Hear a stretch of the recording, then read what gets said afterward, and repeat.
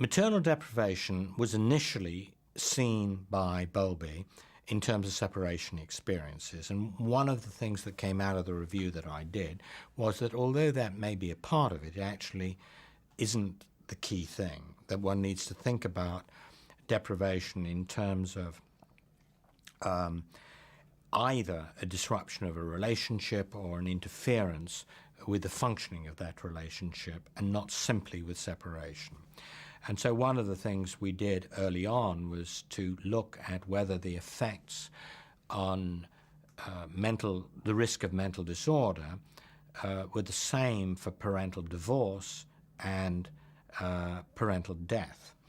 And interestingly, the effects are much stronger on divorce than on death. So death is, as it were, a much more permanent separation, obviously, but did not involve the conflict and discord that seems to be the key driving factor.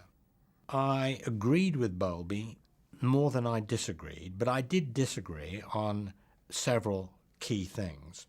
The first was the notion that separation was the key thing, and he came actually round to my view on that, partly as a result of his own study of children admitted to TB sanatoria and who are separated. The other was the focus on there being just one attachment, whereas I think the epidemiological evidence indicates that most children form multiple attachments. Now, it's not to say that the main attachment isn't particularly important, but it is to say that the norm is several, and it is probably adaptive to have more than one. There's a wonderful book looking at this called Kith, Kin and Hired Hands, which is making the point that throughout history and across all societies, it is very unusual not to have people other than the mother involved in the care of the children, sometimes done this way and sometimes that way. And that I also differed in that it seemed to me psychoanalytic theory was completely hopeless in dealing with this.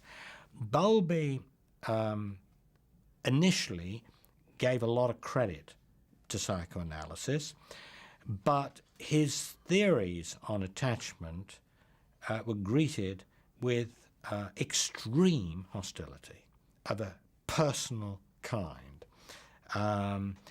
And later, in his I think probably his last book in 1988, he said that psychoanalysis was never more wrong than in its theory of development. So that he and I were actually pretty close together. He laid emphasis on the value of psychoanalysis in forcing one to think about feelings, and I'd agree with that, but he agreed with me in the end that the specifics of that were just totally wrong.